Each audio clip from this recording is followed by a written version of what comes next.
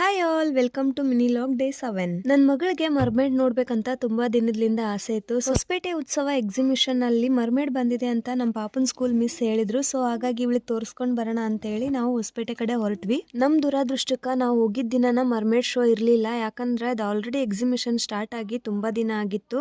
So ಮರ್ಮೇಡ್ ಶೋನ stop ಮಾಡಿದೀವಿ ಅಂತ ಅವ್ರು ಹೇಳಿದ್ರು. ಇನ್ನೇನ್ ಮಾಡೋದು, ಅಲ್ಲಿವರೆಗೂ ಹೋಗಿದೀವಿ. ಒಳಗಡೆ ಏನಿದೆ ಅದನ್ನಾದ್ರೂ ನೋಡ್ಕೊಂಡ್ ಬರೋಣ ಅಂತ ಹೇಳಿ ಎಂಟ್ರಿ ತಗೊಂಡು ಒಳಗಡೆ ಎಲ್ರು ಹೋದ್ವಿ. ಅದು ಮರ್ಮೇಡ್ ಶೋ ಆಗಿದ್ರಿಂದ ಅಲ್ಲಿ ಮರ್ಮೇಡ್ ಜೊತೆಗೇನೆ ಡಿಫ್ರೆಂಟ್ ಟೈಪ್ಸ್ ಆಫ್ ಫಿಶಸ್ ನ ಶೋಗ್ ಇಟ್ಟಿದ್ರು. ಸೊ ಎಲ್ಲಾನು ನೋಡ್ಕೊಂಡು ಈ ತರದ ಫಿಶಸ್ ನಾವು ಆಲ್ರೆಡಿ ಒನ್ ಟೈಮ್ ನೋಡಿದ್ವಿ. ಎಲ್ಲಿ ಅಂತಂದ್ರೆ ಟಿ.ಬಿ ಡ್ಯಾಮ್ ನಲ್ಲಿ. ಅಲ್ಲಿ ಕೂಡ ಇದೇ ರೀತಿನಲ್ಲೇ ಡಿಫ್ರೆಂಟ್ ಟೈಪ್ಸ್ ಆಫ್ ಫಿಶಸ್ ನ ಶೋಗ್ ಇಟ್ಟಿದ್ದಾರೆ.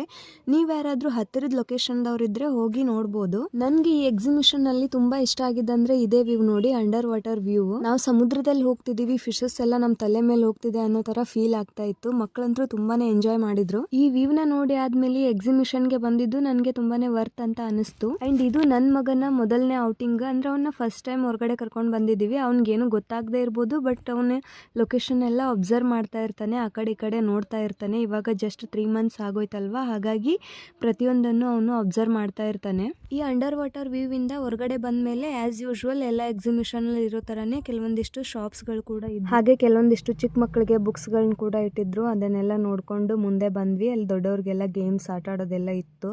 ನಮ್ಮ ಹಸ್ಬೆಂಡ್ ಈ ಗೇಮ್ ನ ಟ್ರೈ ಮಾಡೋಣ ಅಂತ ಹೇಳಿ ಆಡ್ತಾ ಇದ್ದಾರೆ. ಯಾವ್ದು ಈ ಗೇಮ್ ಅಂದ್ರೆ ಅಲ್ಲಿ ಕಾಣಿಸ್ತಾ ಇದೆ ನೋಡಿ, 3 ಸರ್ಕಲ್ ಅಲ್ಲಿ ಯೆಲ್ಲೋ ಕಲರ್ ಇರುತ್ತಲ್ವಾ, ಆ ಸರ್ಕಲ್ ಗೆ ಕರೆಕ್ಟ್ ಆಗಿ ಬಾಣನ ಗುರಿ ಇಟ್ಟು ಬಿಡ್ಬೇಕು. 50 rupees ಅವರು 3 ಬಾಣನ ಕೊಡ್ತಾರೆ. 3ರಲ್ಲಿ 2 ಬಾಣನ ಯೆಲ್ಲೋ ಕಲರ್ ಸರ್ಕಲ್ ಅಲ್ಲಿ ಬಿಡ್ಬೇಕು. ಅಂದ್ರೆ ಇವ್ರಿಗೆ ಏನಾದ್ರೂ ಗಿಫ್ಟ್ ಕೊಡ್ತಾರೆ. ಅಲ್ಲಿ ಹಾಕಿದಾರಲ್ವಾ, ಅದ್ರಲ್ಲಿ ಯಾವ್ದಾದ್ರು ಚೂಸ್ ಮಾಡ್ಕೊಳ್ಬಹುದು. ಬಟ್ ಇವ್ರ ಗುರಿ ಎಷ್ಟು ಪರ್ಫೆಕ್ಟ್ ಆಗಿತ್ತಂದ್ರೆ ಯಾವ್ದು ಒಂದು ಬಾಣನು ಕೂಡ ಸರ್ಕಲ್ ಅಲ್ಲಿ ಹೋಗ್ಲೇ ಇಲ್ಲ. ಇನ್ನೇನು ಇವ್ರದ್ದು 50 ರೂಪಾಯಿ ವೇಸ್ಟ್ ಆಯ್ತು. ಮತ್ತೆ ನೆಕ್ಸ್ಟ್ ನಮ್ಮ ಅಣ್ಣ ನಾನು ಟ್ರೈ ಮಾಡ್ತೀನಿ ಅಂತ ಹೇಳಿ ಅವರು ಟ್ರೈ ಮಾಡಿದ್ರು. ಅವರು ಕೂಡ ವಿನ್ ಆಗ್ಲಿಲ್ಲ. ಇನ್ನೇನು ಅವ್ರಿಗೆ ಗಿಫ್ಟ್ ಅಂತ ಹೇಳಿ 100 rupees ಕೊಟ್ಟು ಮತ್ತೆ ಮುಂದಕ್ಕೆ ಬಂದ್ವಿ. ಮತ್ತೆ ನೆಕ್ಸ್ಟ್ ಒಂದು ಗೇಮ್ ನ ನೋಡಿದ್ರು. ಇದು ಕೂಡ ಇಂಟ್ರೆಸ್ಟಿಂಗ್ ಅಂತ ಅನಿಸ್ತು. ಈ ಗೇಮ್ ನು ಟ್ರೈ ಮಾಡಿದ್ರು. ಇದೇನು ಗೇಮ್ ಅಂತ ಹೇಳಿದ್ರೆ, ಅಲ್ಲಿ ನಂಬರ್ಸ್ ಕಾಣಿಸ್ತಾ ಇದೆ ಅಲ್ವಾ, ಆ ನಂಬರ್ಸ್ ಅಲ್ಲಿ ಇವ್ರು ಬಾಲ್ ನ ಹಾಕ್ಬೇಕು. ಆ ಬಾಲ್ ಎಷ್ಟು ನಂಬರ್ಸ್ ಅಲ್ಲಿ ಬಿದ್ದಿರುತ್ತೆ, ಆ ನಂಬರ್ಸ್ ಎಲ್ಲ ಟೋಟಲ್ ಮಾಡಿದ್ರೆ ಎಷ್ಟು ನಂಬರ್ ಬರುತ್ತೆ ನೋಡಿ, ಆ ನಂಬರ್ ಇರೋ ಗಿಫ್ಟ್ ನ ಇವ್ರಿಗೆ ಕೊಡ್ತಾರೆ. ನಮ್ಮ ಅಣ್ಣ ಮತ್ತೆ ಹಸ್ಬೆಂಡ್ ಇಬ್ರು ಕೂಡ ಟ್ರೈ ಮಾಡಿದ್ರು. ಇಬ್ರು ಕರೆಕ್ಟ್ ಆಗಿ 19 ನಂಬರ್ನೇ ಹಾಕಿದ್ರು. ಸಮಾಧಾನಕರ ಬಹುಮಾನ ಅಂತ ಹೇಳಿ ಒಂದ್ ಸೋಪ್ ಬಾಕ್ಸ್ ನ ಕೊಟ್ಬಿಟ್ಟು ಕಳಿಸಿದ್ರು ಅಷ್ಟೇ. ಆ ಗೇಮ್ ಆಟ ಆಡಿ ಮುಂದೆ ಬಂದ್ಮೇಲೆ ಇಬ್ರು ಆ ಗೇಮ್ ನ ಲಾಜಿಕ್ ಬಗ್ಗೆ ಡಿಸ್ಕಷನ್ ಮಾಡ್ತಾ ಇದ್ರು. ಎನಿವೇ ಗೇಮ್ ಮಾತ್ರ ತುಂಬಾ ಫನ್ನಿ ಆಗಿತ್ತು.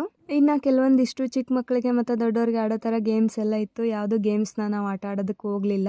ಎಕ್ಸಿಬಿಷನ್ ಇಂದ ಹೊರಟು ನಾವೆಲ್ಲ ಸೀದಾ ಬಂದಿದ್ದು KFC ಗೆ. ಯಾಕಂದ್ರೆ ನಮ್ಮ ಪಾಪು ಆಲ್ರೆಡಿ ಮನೆಯಲ್ಲೇ ಆರ್ಡರ್ ಮಾಡಿದ್ಲು, ನಂಗೆ KFC ಬಕೆಟ್ ಚಿಕನ್ ತಿನ್ಬೇಕಂತ ಹೇಳಿ. ಸೊ ಅವಳಿಗೋಸ್ಕರ ನಾವು ಇಲ್ಲಿಗೆ ಬಂದ್ವಿ. ನಮ್ಮ ಅಣ್ಣ ಮತ್ತೆ ಅವ್ರ ಫ್ಯಾಮಿಲಿ ಶ್ರಾವಣ ಮಾಸ ನಾವು ನಾನ್ ವೆಜ್ ತಿನ್ನಲ್ಲ ಅಂತ ಹೇಳಿ ಸಪರೇಟ್ ಟೇಬಲ್ ಅಲ್ಲಿ ಕುತ್ಕೊಂಡು ವೆಜ್ ತಿಂತಾ ಇದ್ರು. ಇನ್ನೊಂದ್ ಕಡೆ ನಾವು ನಾನ್ ವೆಜ್ ನ ತಿಂದ್ವಿ. ಅಷ್ಟೊತ್ತಿಗೆ ಮಳೆ ಬೇರೆ ಸ್ಟಾರ್ಟ್ ಆಗಿತ್ತು. ಇನ್ನೇನ್ ಮಳೆ